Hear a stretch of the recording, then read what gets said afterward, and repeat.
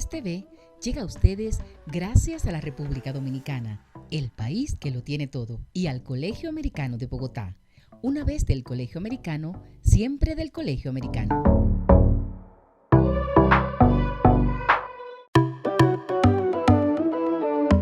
Hoy tenemos un episodio especial. Tenemos al abogado Martín Herchanic, argentino, con un tema muy interesante que yo creo que nos involucra a toda Iberoamérica, y así fue, porque la investigación tiene que ver con toda Iberoamérica. Y fue el tema de los delitos de los ciberdelitos, ciberseguridad, corrupción y medio ambiente en toda Iberoamérica, pero específicamente en la etapa de la pandemia de la COVID-19, es decir, le hace 2020 y 2021, aunque todavía tenemos ciertos ahí reflejos, ¿no? De lo que ha sido todo esto. Martín, bienvenido en Tacones a toda América Latina, y qué bueno que me acompañas para que nos ilustres un poco sobre esta investigación y qué nos queda de reflexión. Bueno, muchísimas gracias. Nuevamente muy honrado la invitación. A ver, como decías en la introducción, esta investigación lo que trató de determinar fue, digamos, dos cuestiones principales. Primero, cuál fue el impacto en el sistema judicial de la pandemia, pero específicamente relacionado a tres manifestaciones de la criminalidad, como vos bien acotabas. Por un lado, los delitos informáticos o ciberdelitos, los delitos contra el medio ambiente y los delitos contra la administración pública, o lo que es comúnmente llamado como la corrupción. Es decir, si durante la pandemia se había determinado, se había dado algún aumento o algún otro cambio en estas modalidades delictivas, y cómo habían hecho los poderes judiciales a lo largo de Iberoamérica para lidiar con estas problemáticas. Obviamente tenían que lidiar con todas las transformaciones y el impacto mismo que provocó la pandemia en la forma de trabajo, en la metodología de trabajo de todos nosotros, y por supuesto los sistemas judiciales, las oficinas judiciales no estuvieron exentos del impacto, el trabajo remoto, las distancias, la incorporación de tecnología, y al mismo tiempo, con estas dificultades, ver cómo hicieron para enfrentar estos delitos. Entonces, a partir de los resultados y el estudio de diversas fuentes oficiales, análisis de datos estadísticos producidos por los distintos sistemas judiciales y ministerios públicos, con entrevistas con los operadores del sistema, se realizaron entrevistas con fiscales, con jueces, con diversos funcionarios y con otros expertos de toda Iberoamérica, para poder justamente ver cuál fue, digamos, el alcance de este impacto. Y lo que se pudo determinar es que, por lo menos en estos tres ejes que mencionábamos, y especialmente en ciberdelito, el impacto fue mayúsculo. Es decir, hubo un aumento muy significativo de los delitos informáticos, especialmente de los fraudes o estafas a través de Internet o estafas informáticas, de los delitos de ransomware o de acceso y de daño a sistemas informáticos. También hubo un enorme crecimiento en delitos informáticos contra aquellas poblaciones más vulnerables, que son los niños, las niñas y adolescentes, en lo que es el grooming, que es también conocido como el contacto con menores para la realización de delitos contra su integridad sexual, y lo que es también la, tenencia, producción, distribución o comercialización de material de uso sexual infantil, que también comúnmente se llama pornografía infantil. O sea que en estos tres aspectos, lo que las estadísticas en toda Iberoamérica demuestran es que tuvieron un aumento muy significativo durante pandemia. Y esto obviamente esto significó un enorme desafío para los sistemas judiciales, porque estos delitos no solamente son muy dificultosos de investigar, sino que además tienen siempre un componente de cooperación internacional que requiere siempre un nivel adicional de complejidad que hace a su investigación. Esto es porque la evidencia digital que está involucrada en todos estos delitos se encuentra por lo general alojada en diferentes jurisdicciones. Pensemos hoy en día que cualquier delito, no solamente los ciberdelitos, cualquier delito que se denuncie a la justicia tiene involucrado en su investigación evidencia digital. Cualquiera de los autores o partícipes del delito maneja algún dispositivo informático, un dispositivo móvil, utiliza algún servicio o alguna aplicación para estos dispositivos móviles, y toda esa información que es evidencia digital y que resulta siempre de gran utilidad para el esclarecimiento de estos delitos, generalmente se encuentra alojada en servidores extranjeros, con lo cual para los investigadores acceder a esa evidencia digital implica, digamos, el poner en marcha unos mecanismos de cooperación internacional, implica también el manejo de un cúmulo de nuevas destrezas que usualmente nuestros investigadores o operadores del sistema judicial no tienen, y con lo cual eso también complejiza la investigación. Pensemos que nuestros códigos procesales y nuestras leyes penales están redactadas y pensadas para un paradigma de investigaciones físicas. Y cuando esas mismas leyes se trasladan al ciberespacio, no siempre resultan las herramientas más adecuadas para una investigación que pueda llegar a buen puerto. Y eso, por supuesto, también, si le sumamos las dificultades de la pandemia, ha tenido un enorme impacto. Martín, me das pie a preguntarte entonces qué es más fácil determinar y perseguir a los delincuentes de manera cibernética o de manera en la nube que de manera física. Es decir, hay una herramienta mucho más importante. difícil. ¿Y crees tú entonces que como estábamos todos encerrados en nuestras casas, en nuestro espacio, pues por eso se disparó tanto ese número de lo que antes era presencial, se llevó a la virtualidad? Exactamente, hay, como bien dices tú, Carol, hubo justamente al mismo tiempo que se verificaba justamente como producto o consecuencia de los encierros y de los aislamientos, hubo una enorme disminución de los delitos de la calle, que son los robos, los hurtos, los arrebatos, y eso que ahora están volviendo. Sí. Y como correlato de eso, un aumento impresionante de aquellos delitos también patrimoniales, como la estafa, el fraude, el robo de identidad en el ciberespacio.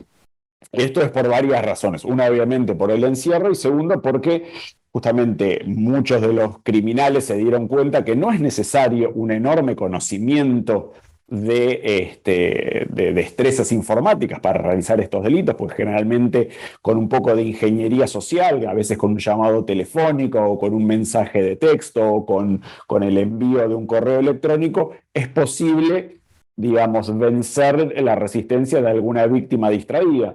Y la verdad que las víctimas, y esto hago un paréntesis, no es que son aquellos más vulnerables y con menos conocimiento, porque las víctimas de fraudes o robo de identidad han sido en toda América de todas las edades y de todos los extractos socioeconómicos, con lo cual todos podemos tener un momento de debilidad, y por eso es importante la conciencia y la concientización de los riesgos de navegar Internet. Y bueno, no solamente se requirieron, como decía, menos conocimientos, o no se necesitan tantos conocimientos informáticos para llevar adelante estas modalidades criminales, y además, obviamente, justamente producto o como consecuencia de la naturaleza horizontal y transfronteriza de Internet, es mucho más sencillo eludir el accionar del sistema judicial, y es mucho más sencillo operar a través de las fronteras. Digamos, cualquier ciberdelincuente puede estar en otra ciudad, en otro estado, en otro país, y comunicarse con la víctima, y obviamente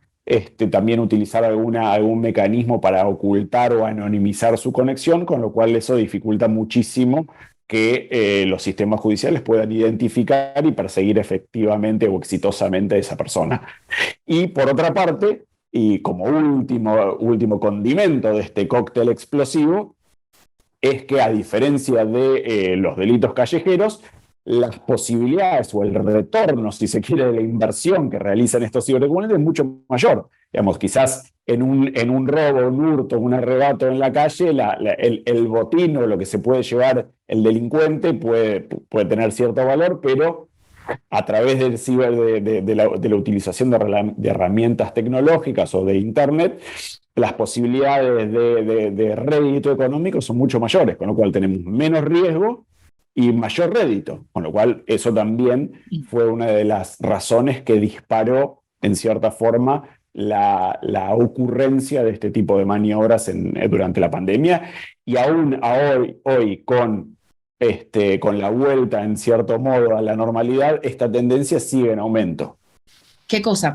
Martín, los bancos, es decir, ahí estuvo la mayor fuente de ciberdelitos en las cuentas bancarias, transferencias bancarias, hackeo de cuentas o, como tú decías, clientes distraídos o posibles prospectos distraídos que dieron información así, pendejamente, para decirlo de una manera, ¿no?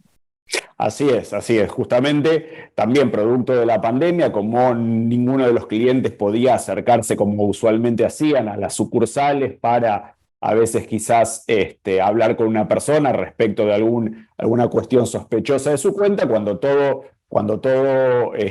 fue 100% digital, obviamente los delincuentes aprovecharon esta circunstancia y justamente los bancos, con sus canales, obviamente, que son muy cómodos y todos los utilizamos, los delincuentes entendieron que había ahí una enorme oportunidad para realizar sus maniobras. Y es por eso que en todos los países de Iberoamérica todos los bancos envían y hacen campañas. No obstante, es insuficiente esas campañas de concientización, sino que además tiene que haber un involucramiento mayor de los bancos en minimizar los riesgos, en realizar algún tipo de modificaciones en su operatorio para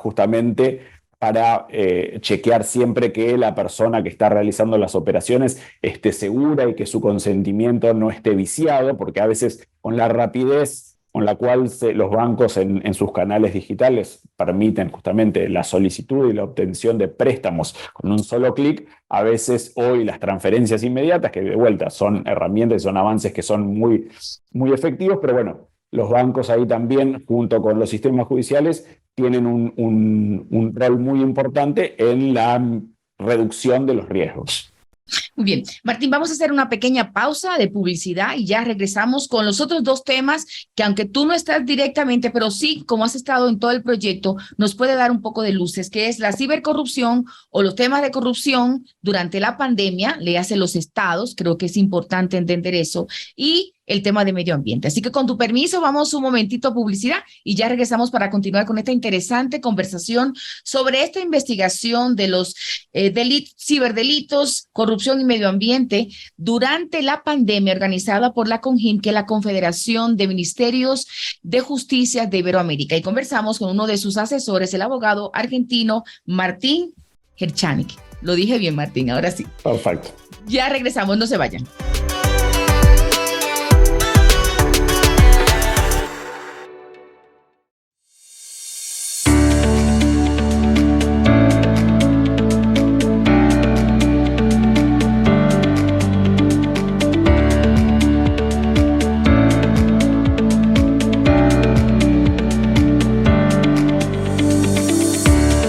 Mejor estadía en Bogotá, el Hotel Grand Park, en el corazón de Bogotá. Búsquenos en las redes sociales Hotel Grand Park Bogotá.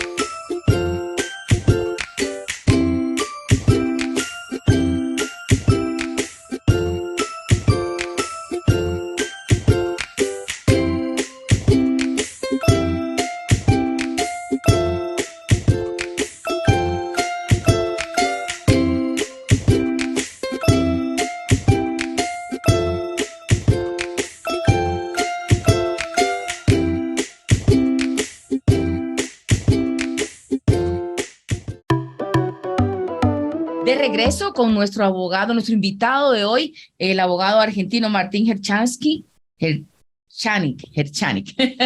que nos cuenta sobre esta investigación de los ciberdelitos, corrupción y medio ambiente que organiza esta investigación la Confederación de Ministerios de Justicia de Iberoamérica.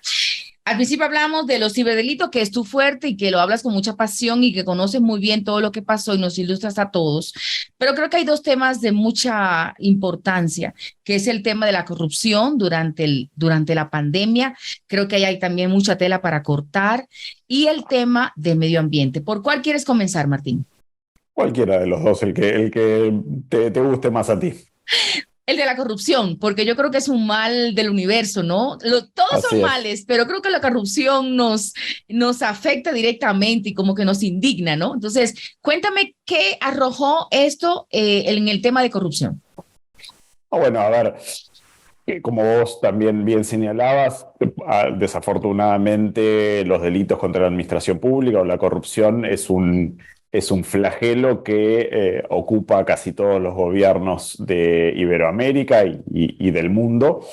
Y lamentablemente durante la pandemia se vieron muchísimos casos justamente producto de la emergencia y de los cambios que se provocaron en las formas de llevar adelante las compras y contrataciones del Estado, de numerosos casos de corrupción.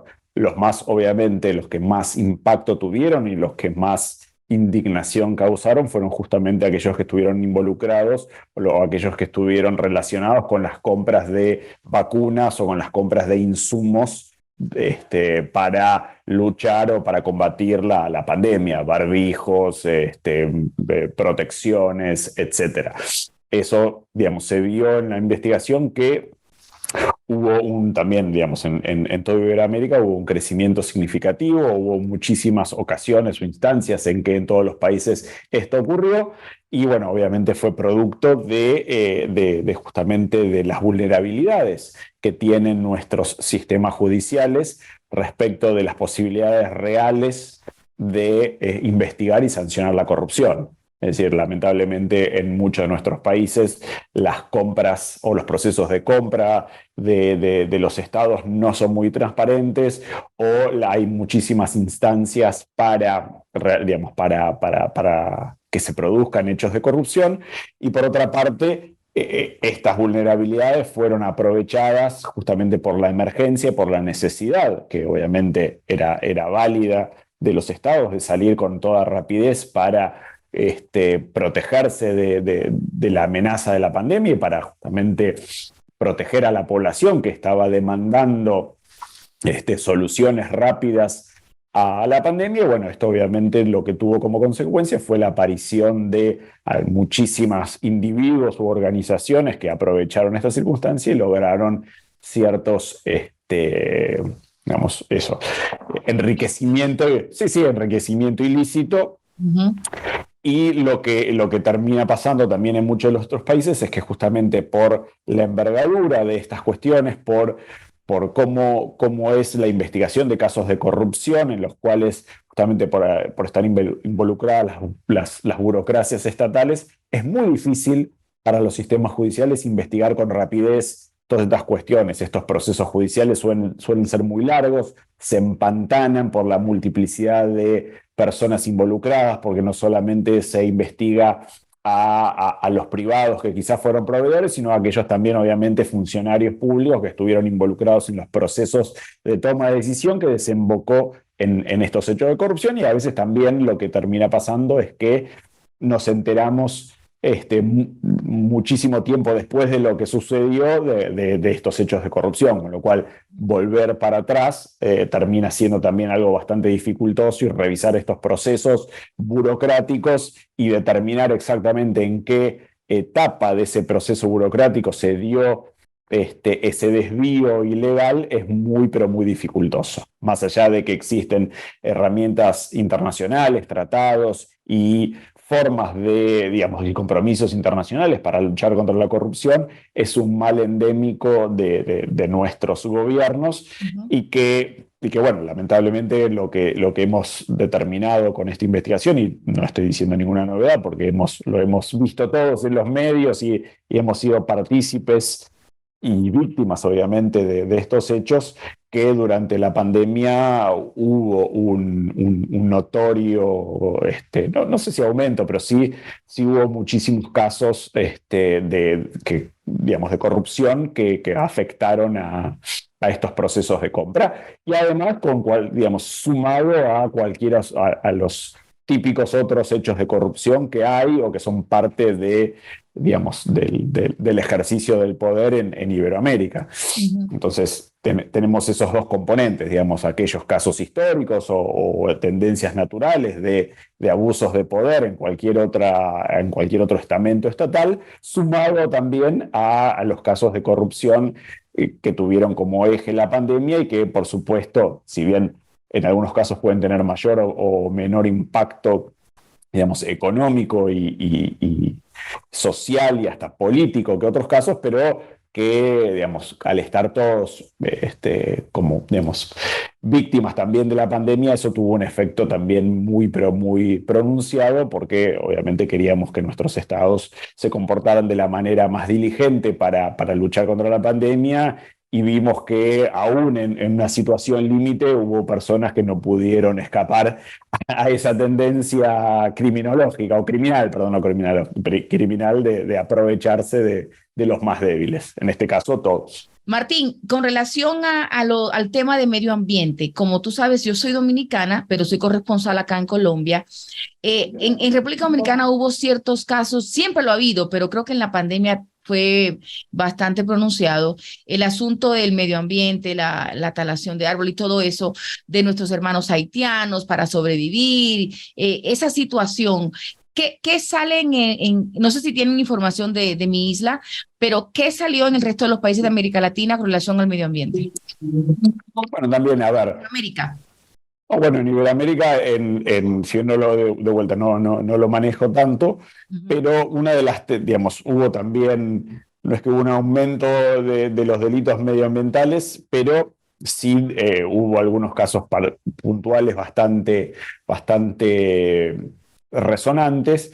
Y en algunos países, una de las cuestiones que por lo menos a mí me llamó la atención es que hubo varios casos en algunos países puntuales de persecución de líderes ambientales, o sea, digamos, en Brasil, en algunos países del Caribe, en el norte de América del Sur, y también en otros países hubo casos en donde líderes digamos, ambientalistas que fueron, digamos, perseguidos. Y esto me parece una tendencia preocupante porque justamente hace a la digamos, una mayor vulnerabilidad del medio ambiente. Es algo que todos los países deberían proteger y, sin embargo, este tipo de tendencias resultan bastante preocupantes. La verdad que, de vuelta y encima, digamos, de todos los tres conjuntos de delitos, creo que los delitos medioambientales son aquellos que, aún si bien no tienen algunos componentes internacionales como los otros hemos visto, sí, justamente por dónde o por su ubicación son de los más difíciles de investigar, y por la complejidad y la determinación primero hay veces que en algunos delitos medioambientales es muy sencillo determinar cuál es el impacto, y en otros no tanto, a veces son impactos a más largo plazo, entonces con lo cual justamente la protección efectiva del medio ambiente resulta una tarea bastante dificultosa para todos los estados, porque justamente a veces por la extensión y la naturaleza de los bienes jurídicos protegidos, pensemos obviamente, justamente a veces son áreas geográficamente muy extensas, con lo cual la vulnerabilidad de esas áreas es muy difícil de determinar o de abarcar, y a veces hemos visto que los daños que se producen muchas veces no podemos mensurarlos en forma precisa, sino que a veces es necesario esperar el transcurso de cierto lapso de tiempo para poder justamente evaluar cuál fue el impacto de la conducta que determinamos que fue delictiva. Entonces, esas dificultades son lo que afectan y lo que se ha determinado en muchos de los países de Iberoamérica. Martín Herchanik, abogado argentino, quien ha sido uno de los asesores de esta investigación en Iberoamérica sobre los ciberdelitos, corrupción y medio ambiente en tiempo de pandemia, es decir, léase 2020 y 2021 y todavía un poco del 2022, pero que además nos deja una reflexión positiva, cosa que necesitamos a todo pulmón tener cierto positivismo y cierto entusiasmo con la vida que a rato nos golpea. Te agradezco enormemente, Martín, te mando un fuerte abrazo. Estás en Buenos Aires, ¿verdad que sí? Así es. Bueno, espero verte por allá en persona pronto. Igualmente.